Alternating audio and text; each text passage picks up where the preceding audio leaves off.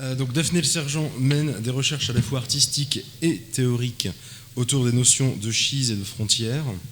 Après avoir exposé le projet Géopolitique de l'oubli en 2018 au Jeu de Paume à Paris, au CAPC à Bordeaux et au musée Amparo à Puebla au Mexique, elle présente le projet Silver Memories, How to Reach the Origin, questionnant la disparition future du minerai argent, à l'atelier Hermès à Séoul en 2019, puis au Casino Luxembourg durant le mois européen de la photographie en 2021, et actuellement au Centre photographique de l'Île-de-France.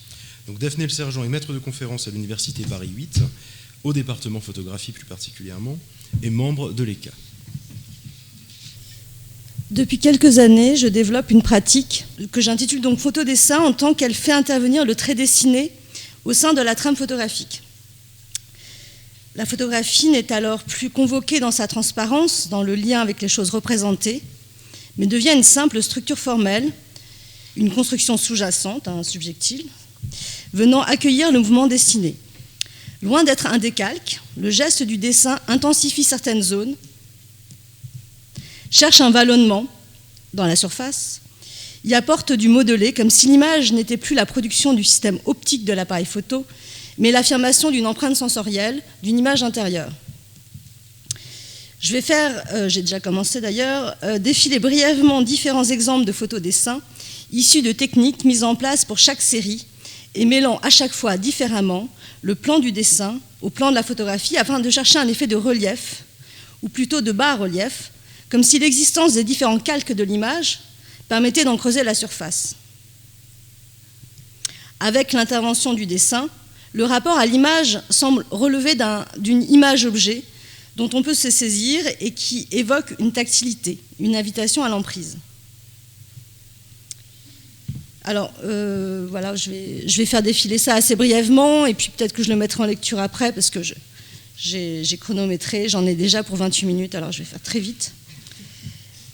Alors, en fait, j'utilise différentes techniques. Donc là, c'est plutôt une technique qui met en place des tirages à la gomme bichromatée. C'est toujours la même série. Donc ces différents calques, et dans ces différents calques, en fait, soit je creuse et je cherche une précision photographique, soit je cherche à faire monter une sorte de volume, comme vous avez vu dans les exemples précédents.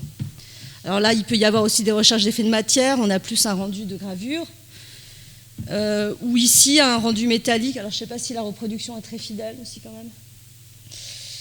Où est-ce que j'en étais? Ah oui, Alors là, ici, c'est plutôt une recherche dans les mouvements, un effet de liquidité dans l'image, voilà, aussi plus ou moins. Voilà, et j'ai mis ça parce que la trame des grains photographiques est toujours assez importante pour le geste du dessin qui vient s'y accrocher et impulser et les grains permettent d'impulser un mouvement et des linéarités, des directions des vecteurs. Alors un autre exemple, une autre technique avec un transfert photographique et qui vient confronter le dessin ou continuer le dessin. Avec les dernières séries produites, comme vous le voyez derrière moi, il devient clair que ces photodessins se livrent selon deux modalités de regard, optique et haptique, puisqu'on en parlait tout à l'heure, ça tombe bien.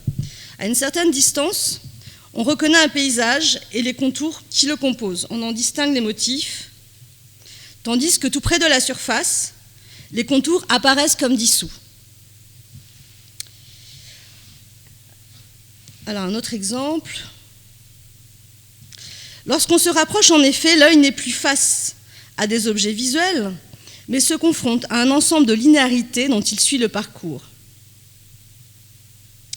La proximité occasionne donc un rapport haptique, haptique dans le sens de Hegel, c'est-à-dire un parcours du regard comparé au tâtonnement d'une main, de sa motricité, relevant de ce qu'on appelle une proprioception.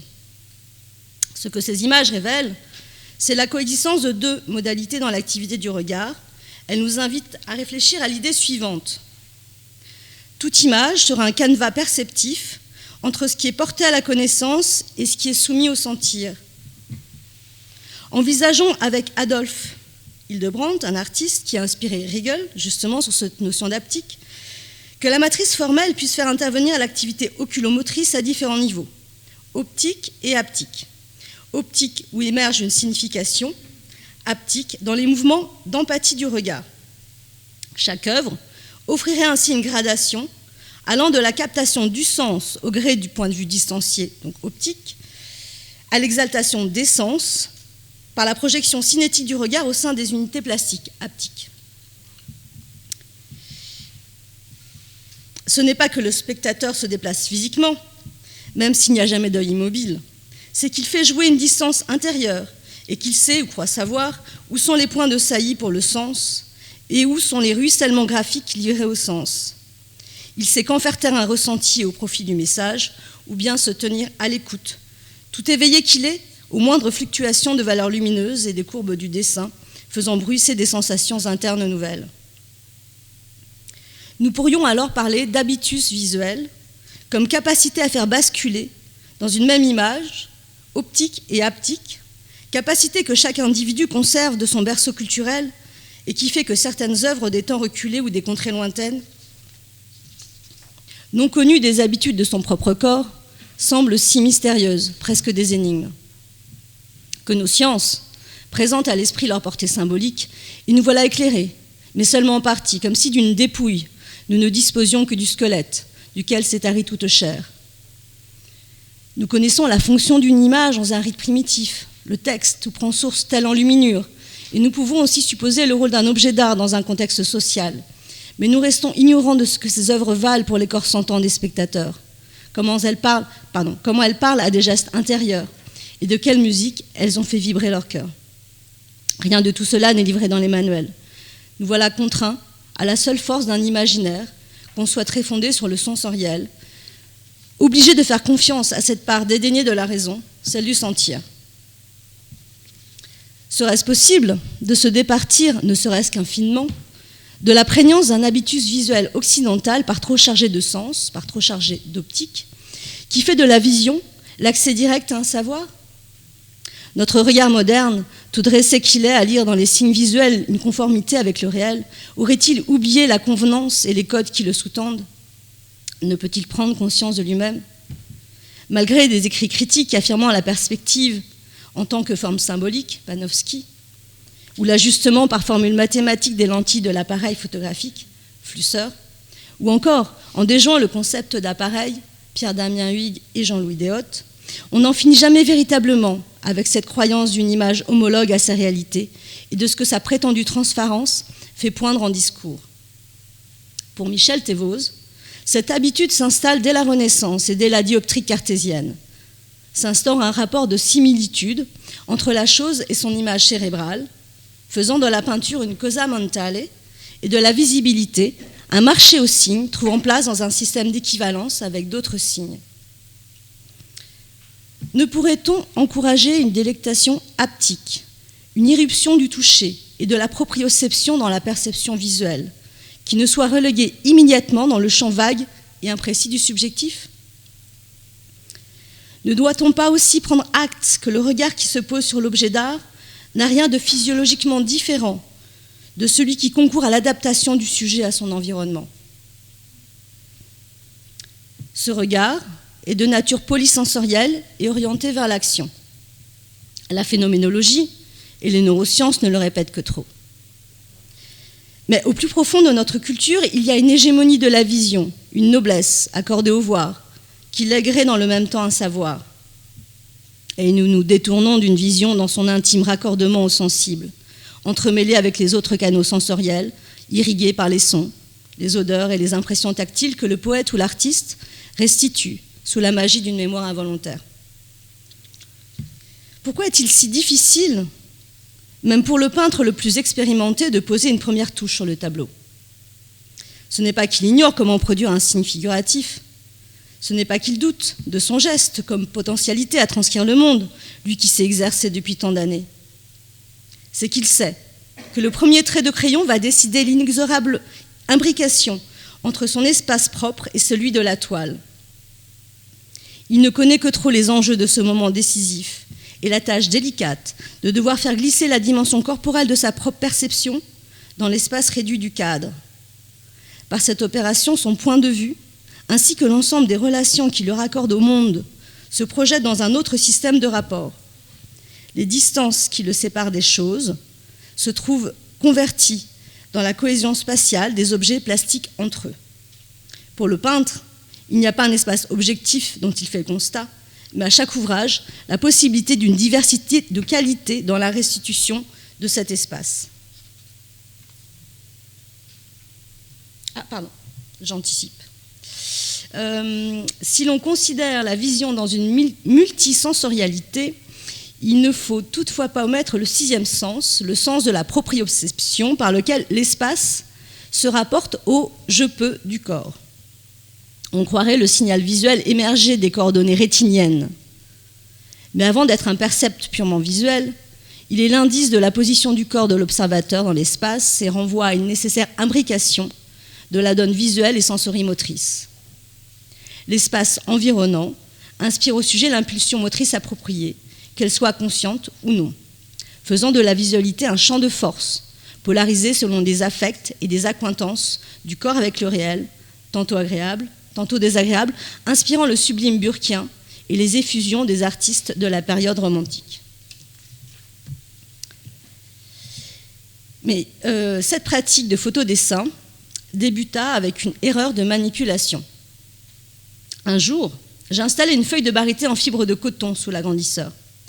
Mais au lieu du recto faisant face à la lumière, ce fut son verso, empêchant la réaction chimique de se faire directement. J'obtenais une image totalement floue. J'avais raté mon tirage. Les formes étaient rendues à de simples taches.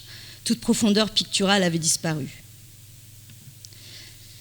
Un nuage vaporeux s'étalait de sa matière homogène et transformait la photographie en un champ de présence muette ou fantomatique, interprétable à loisir. Ce qui paraissait erreur me donna l'occasion d'une heureuse trouvaille. À l'aide d'une mine de plomb, je recouvrais partiellement certains endroits, cherchant à moduler dans une intensité de valeur la surface plane et floue. J'y décelai une lointaine ressemblance avec les marques de tampons, comme si ces formes avaient résulté d'un contact passé avec un corps quelconque, à la manière d'empreintes, laissées sur une tablette de cire permettant à Platon de se figurer les marques figées de la mémoire. Le travail du dessin, dans l'accentuation de certaines zones, dans la recherche d'un effet d'empreinte physique, cherchait à estomper la trame figurative pour laisser émerger une image qui ne soit plus qu'ébauche de spatialité. C'est dans ce contexte que je découvris les recherches plastiques d'Alexander Cozzens, artiste anglais du XVIIIe siècle, qui travaille un paysage sans paysage. En effet, ces œuvres ne résultent pas de l'observation directe de la nature, mais écloses au gré de l'affinage progressif d'un ensemble de taches appelées macules. La macule n'est pas un dessin, précise Cozzens. Ce n'est que la projection accidentelle de jets d'encre sur un support. En premier lieu, rien n'est contrôlé. Ce n'est que dans un deuxième temps que les contours se décident. L'artiste, retravaillant une montagne dans une masse sombre ou détaillant la texture d'une branche dans les réserves lumineuses du papier. Car les macules sont dotées d'une incroyable force d'évocation, un appel lancé à l'imaginaire qu'avait bien compris Léonard de Vinci quand il regardait les murs barbouillés de taches et dont les écrits avaient influencé Cozzens. Mais la démarche de Cozzens s'en détache largement pour rejoindre la pensée des romantiques. En ce sens, son travail n'a pas pour but la restitution d'une nature, mais l'expression d'un sentiment que cette nature a éveillé en lui. Pour Alain Corbin, le romantisme instaure un nouveau rapport au paysage. En dépeignant les phénomènes atmosphériques, les petites fluctuations de lumière et leurs réverbérations, telles des trouées d'infini dans la finitude de l'espace, les artistes en font la projection de toute une vie intérieure, du tourbillonnement de la sensation, engageant les flux et les reflux du sentiment de soi. Il en va de l'expression d'une sénesthésie, de ce sentiment vague de soi-même, né de l'écoute des turpitudes intérieures et de ses fluctuations, et dont le terme fait irruption dans l'encyclopédie des Lumières. Les tâches de Cozzens ne sont donc pas à comprendre dans une anticipation de la modernité, comme force d'abstraction, mais en tant qu'elles manifestent des images sensorielles. Ainsi, elles ne tiendraient pas dans un après en tant qu'épure formelle dissolvant la représentation, mais se placeraient dans un avant, celui de l'artiste au travail. Car avant d'être une forme, il y a bien une sensation de forme. Avant d'être une scène ou un paysage, il y aurait un précipité de la perception, venant ensuite s'extérioriser dans l'œuvre. Avant d'être une idée ou une histoire, il en retournerait de toute une suite de sensations, de force et de dynamique, qui expriment ce que cette idée ou cette histoire vaut pour un corps sentant. Chez Cosensz, il ne s'agit donc pas de la restitution du réel, mais de la retombée du sensoriel dans la mémoire, d'images intérieures, d'impressions fugaces, qui deviennent support à son œuvre. Avec Cosensz, nous comprenons leur prévalence et apportons un nouvel éclairage au procédé créateur qui se tiendrait dans une comparaison entre ce que l'artiste observe de l'ouvrage en cours et ce qu'il sent devoir traduire. En somme, le travail de création serait cet ajustement permanent entre ce qu'il voit et ce qu'il sent. Il semble donc que ceci appelle une autre compréhension de la notion de médium, non plus attaché au seul support physique, mais lui préexistant. Non plus médium, mais prémédium. Un prémédium comme socle synesthésique de la création, la petite ritournelle avant le grand air chanté, la vibration chaude d'un ressenti avant l'expulsion de la forme. Prémédium comme ce qui regroupe les objets intérieurs donnés dans un cinétisme fondateur pour l'être et que Marcel Jousse nomme rejeu. Quelques années après Cosensz, la conception de la vision est ébranlée. Le signal visuel, transmis par les connexions nerveuses, engage une durée. Il n'est plus le rayon lumineux immédiat de Descartes, obéissant aux lois optiques et géométriques, mais il prend ancrage dans la complexité d'un socle charnel. Le physiologiste Johannes Müller apporte un éclairage différent sur la pensée plastique de Cosensz. Il interroge l'existence de taches persistantes sur la rétine. Son constat est simple. Quand on ferme les yeux, on peut percevoir des formes rémanentes qui semblent être les empreintes lumineuses des formes perçues. Ces formes rémanentes s'étirent, s'allongent, bougent ou se transforment et changent à loisir d'apparence pour couper finalement tout lien avec l'objet souche. Pour le scientifique, elles approvisionnent directement le travail du rêve. Elles en constituent même le matériau. Johannes Müller souhaite démontrer la nature sensorielle des images fantastiques. L'image est une manifestation lumineuse sur la rétine, une empreinte dont la détérioration au fil de son passage dans le canal de la vue rend possible toute projection onirique. Et le cinéma expressionniste allemand sera irrigué de l'encre de ces taches et de ces macules, ombres primales qui viennent nous engloutir, monstres ou vampires. Les créatures du film, écrit Jean-Louis Schaeffer, sont ainsi destinées à nous faire peur, c'est-à-dire à donner l'occasion d'un soudain changement de proportion en nous. Dernièrement, le livre d'images de Jean-Luc Godard insémine la tâche, là où tout n'est que document. Dans ce film s'imposent des teintes explosives et des procédés de solarisation, de surexposition. Le contour des silhouettes est littéralement brûlé et rendu à l'immensité du champ visuel. Tout ce qui d'habitude est donné à lire n'est plus qu'une succession muette d'ombres, de saillies lumineuses et de taches. Le spectateur n'a plus face à lui des documents historiques et des œuvres de fiction. Son œil boit le flux visuel. Glissent sur lui des empreintes lumineuses qui sont un revers presque organique pour ces images, alors définitivement consacrées comme nos images, présence rétinienne muette, délestée de la redingote des mots, pour reprendre l'expression de Bataille au sujet de l'informe, et coupant court avec les automatismes d'étiquetage de la pensée.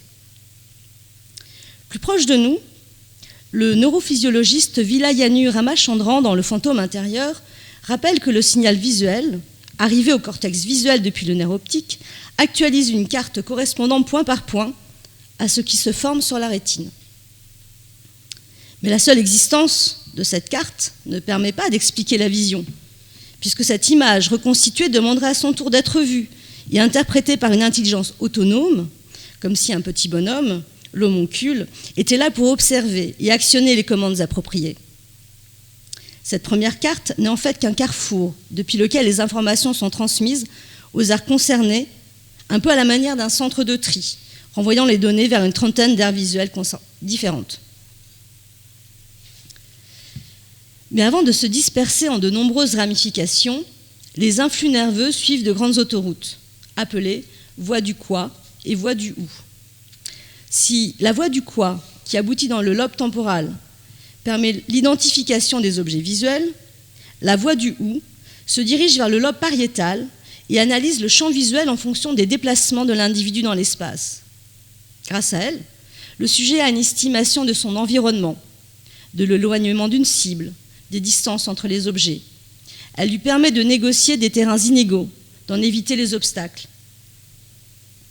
Selon Ramachandran, si on pouvait imaginer mettre hors de fonction la voie du quoi, le monde entier ressemblerait à un musée de sculptures abstraites.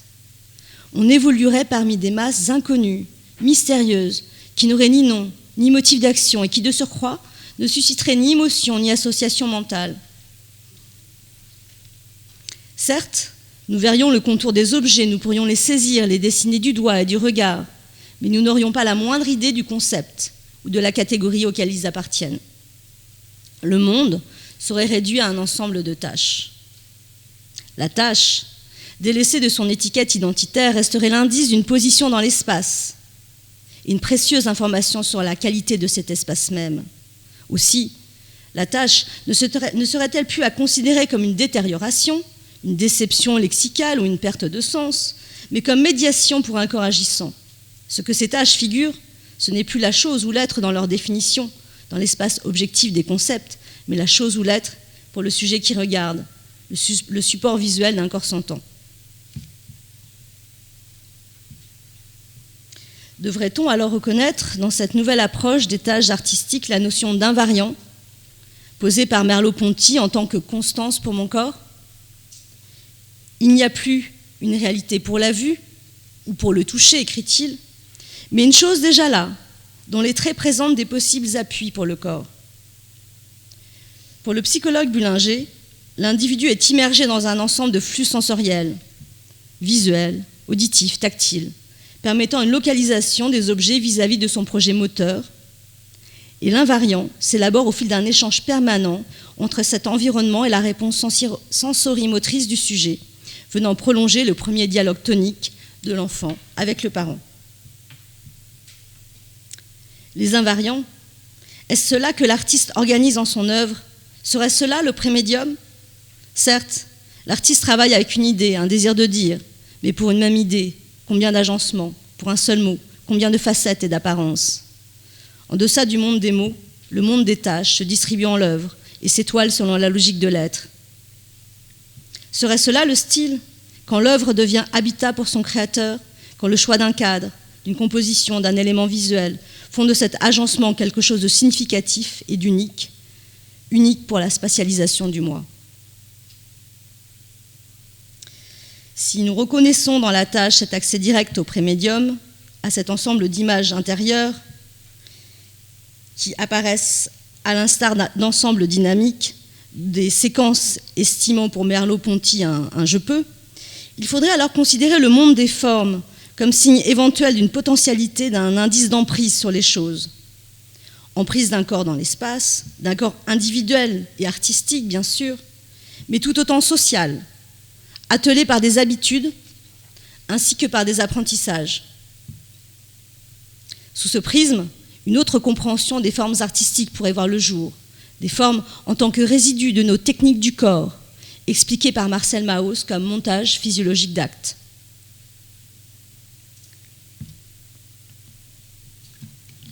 Au-dessus des petits styles individuels, ces configurations sensorielles singulières, il faudra alors instaurer les grands styles artistiques, les grandes catégories formelles, et le regarder en vis-à-vis des croyances en une ontologie, au sens qu'en donne Philippe Descola dans Par-delà nature et culture, c'est-à-dire comment l'être conscientise cette frontière entre intériorité et extériorité, là où il place les promesses d'un « je peux » et comment se structure le « moi ».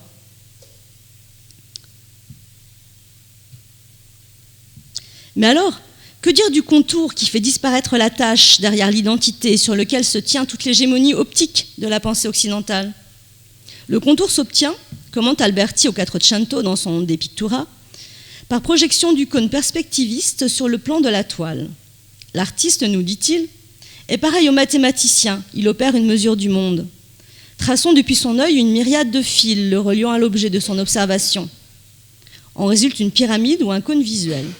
À l'intersection entre les rayons et le plan de la toile, le peintre en déduit les points jalons qui seront à la représentation de l'objet modèle. Il produit un contour. On sait que le néoplatonisme fera de ce contour l'enveloppe idéale, le canon des corps figurés. Il en va prioritairement de l'expression de l'eidos platonicien, de la modélisation de la matière visuelle par le cerne de la chose idéale. Aujourd'hui encore, le style documentaire de la photographie conceptuelle des Bécher privilégie la lisibilité des contours architecturaux afin d'en révéler directement l'idée de leur fonction. L'appareil photographique, constitué d'une surface sensible et d'un assemblage de lentilles, se conforme aux mêmes lois optiques et de projection géométrique que celles énoncées par Alberti. Il en retourne pareillement d'une vision focale et monoculaire, dictée par les lois de la géométrie de l'optique.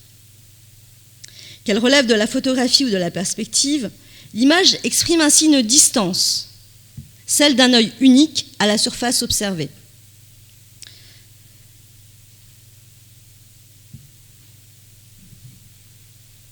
De par son système projectif monoculaire, l'image occidentale révèle ainsi le point de vue originel qui l'a conformée, soit la place de l'œil. Pour David Le Breton, les travaux anatomiques de Vézal au Quattrocento, puis la conception mécanique du corps de la philosophie de Descartes, engagent un nouveau cogito.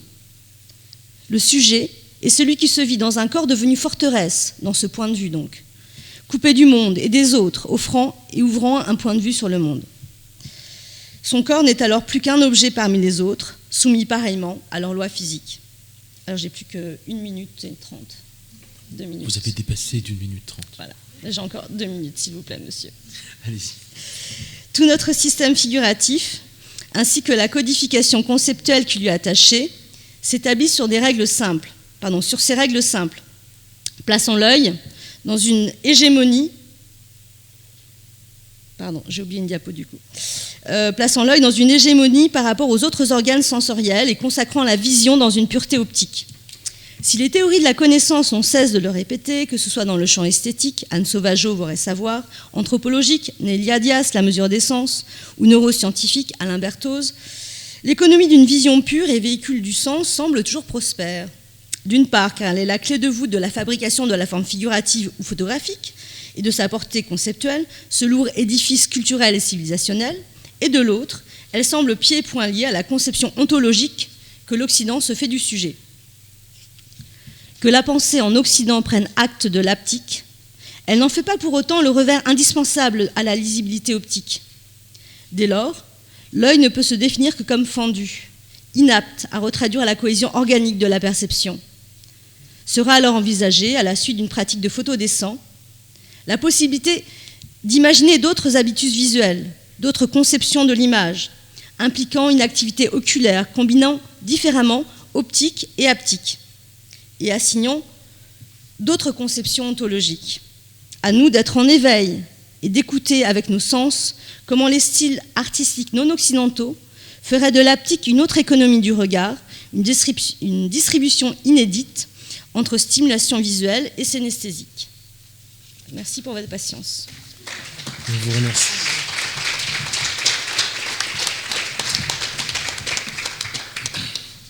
Alors, merci pour cette intervention passionnante. Donc, on va passer aux questions, donc les questions qui concernent les 2 communications qu'on vient d'entendre. Eh bien, Julie Ricca ouvre le bal.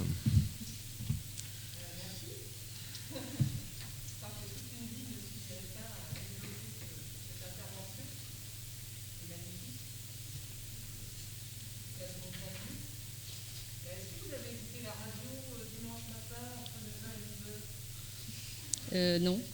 Non.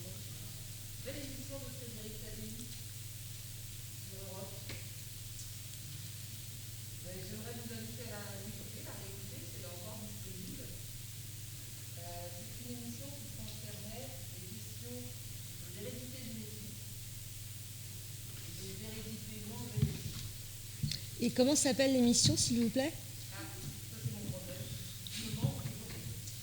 D'accord, ok.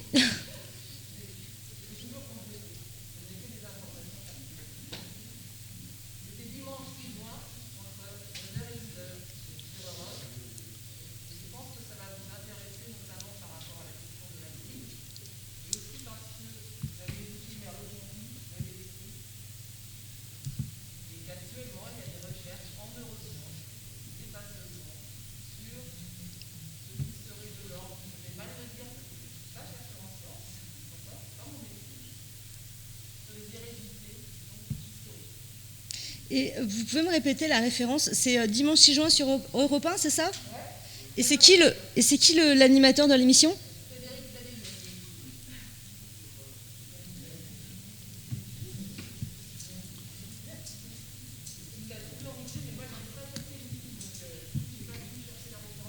Merci beaucoup.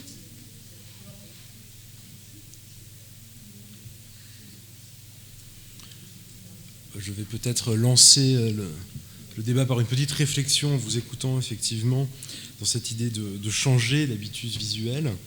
Je trouvais ça très intéressant du coup de regarder Hans et Ella Becher avec ce regard finalement qui fait, je trouve que c'est une hypothèse de travail qui est très intéressante, le document photographique qui glisse finalement, qui n'est plus regardé simplement comme document qui donne une information à visée objective, mais plutôt comme une recherche formelle à partir d'une vision frontale, du rabattement de l'espace suggéré sur l'espace littéral, enfin tout un travail graphique finalement qui repense la dimension, enfin on approche ça de manière plus formaliste, presque abstrait, alors que évidemment c'est un document plutôt informatif.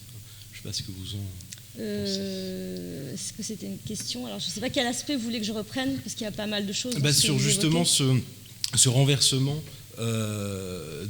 d'habitudes visuelles, c'est-à-dire que là, enfin, je ne sais pas si ça a été le cas dans la salle, mais j'ai regardé ces images finalement comme simplement un jeu de traits, de lignes qui travaillait plutôt sur un espace littéral et qui n'était non pas plus des photographies, mais qui avait une dimension vraiment très formelle. Oui, bien sûr, je dirais que tout passe par la forme, heureusement ou malheureusement, je ne sais pas. Même l'exercice sémantique, donc je ne sais pas quoi dire en plus. J'ai peut-être pas compris la question. Je pense que j'ai pas dû comprendre. C'était pas une question, donc ne vous inquiétez pas. C'était une remarque.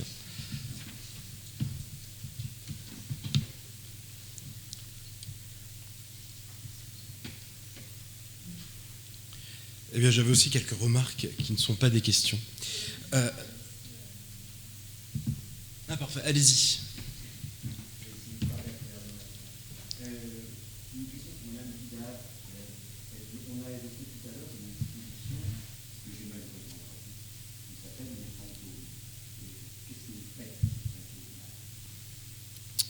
C'était un travail en fait que j'ai réalisé avec des blisters en plastique. Je ne sais pas si vous voyez les emballages en plastique de consommables qu'on trouve partout dans les commerces. En fait, je fais des moules en plâtre, enfin je les moule avec du plâtre, et ce qui fait que j'obtiens toute une série d'objets blancs, un peu étranges, puisque à la fois ils rappellent ce qui était dans l'objet, puisque le moule est en relation avec l'objet, et en même temps ils sont un peu ailleurs. Et en plus, leur blancheur les renvoie à un aspect spectral et fantomatique. Voilà.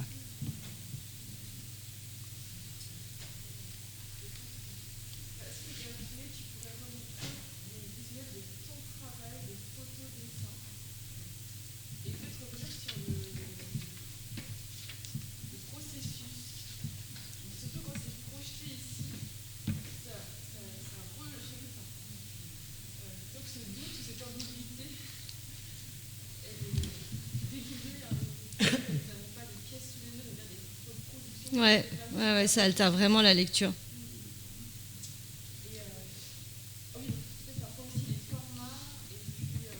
Ah oui, désolé. En fait, c'est un petit peu long, parce qu'à chaque fois, c'est une technique différente. En fait, donc il y a évidemment toujours cette histoire de photographie comme trame pour un dessin, mais comme il y a toujours l'intervention de différents calques, enfin de différents plans. Donc l'équilibre et la balance entre ces différents plans est toujours différente. Donc là, bon, c'est très facile, je dessine sur la photo.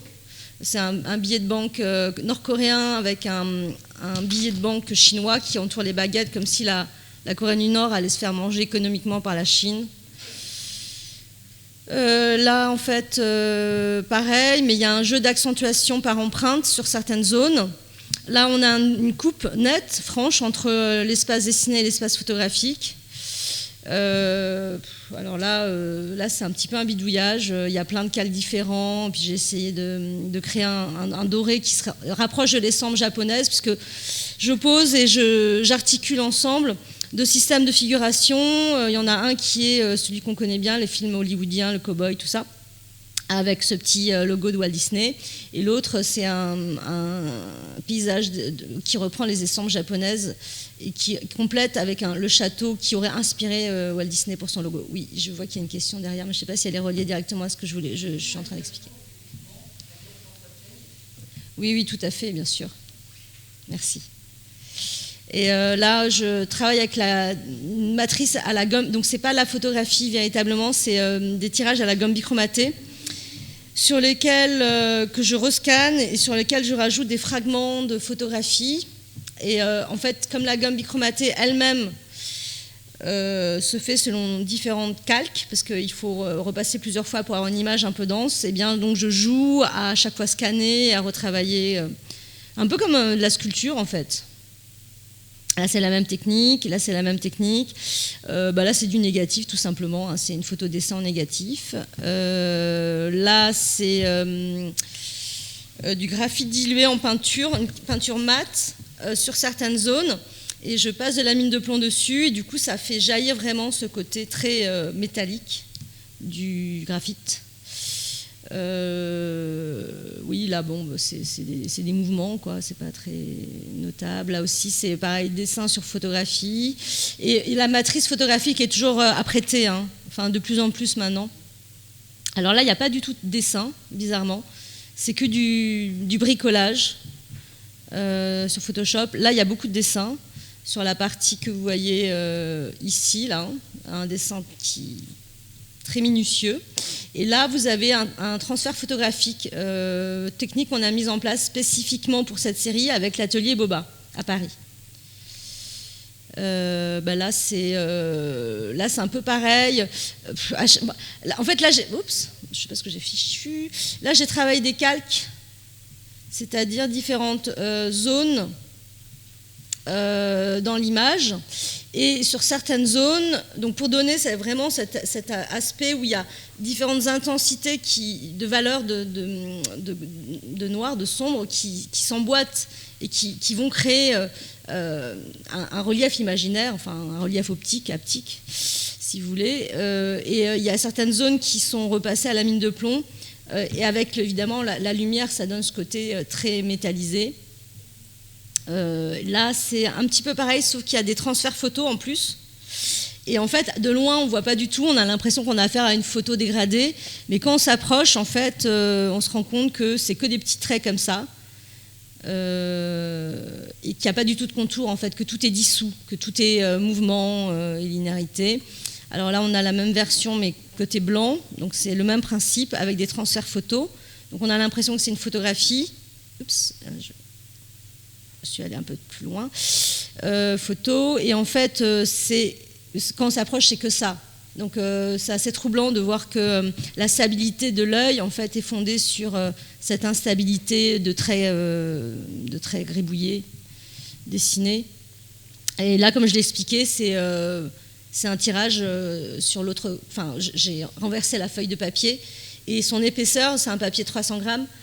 Son épaisseur fait que la réaction met du temps à se faire et du coup, on a cette image floue. Il me suffisait donc de reprendre certaines zones et d'en accentuer soit le côté intense dans les noirs, soit le côté intense dans les blancs pour créer vraiment quelque chose de beaucoup plus malléable et souple et qui se détache totalement de la représentation, puisqu'on a affaire à des images de la guerre de Corée.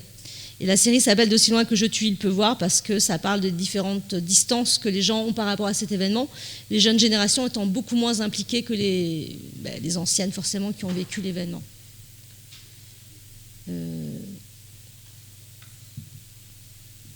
Est-ce qu'on a d'autres questions? Allez-y.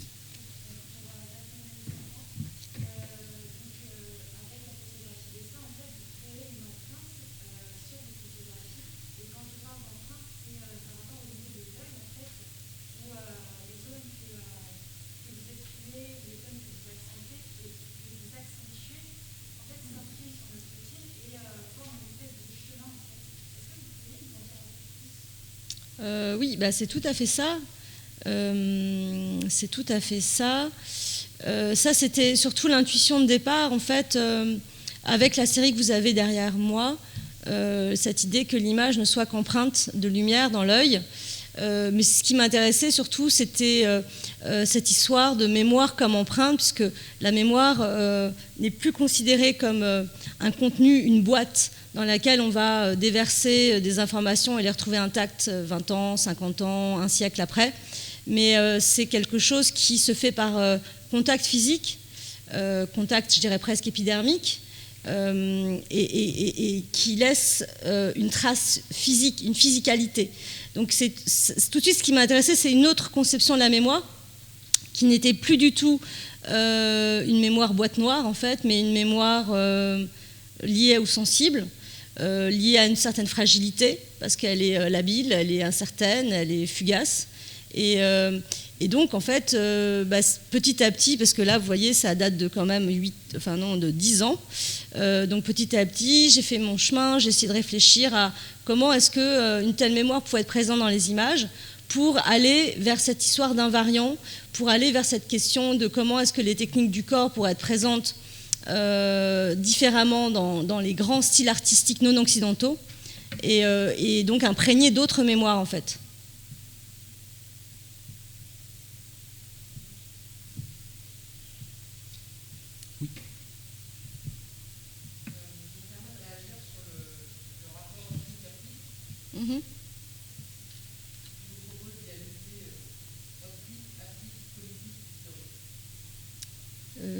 Oui, tout à fait, oui. Politique, sûrement. Historique, je ne sais pas, je ne suis pas du tout omnisciente, donc je ne sais pas dans quel sens vous voulez en parler. Pourquoi pas? Au sens de mémoire, c'est ça? Alors, je ne sais pas si on peut parler d'histoire du coup. Mais oui, tout à fait, merci beaucoup.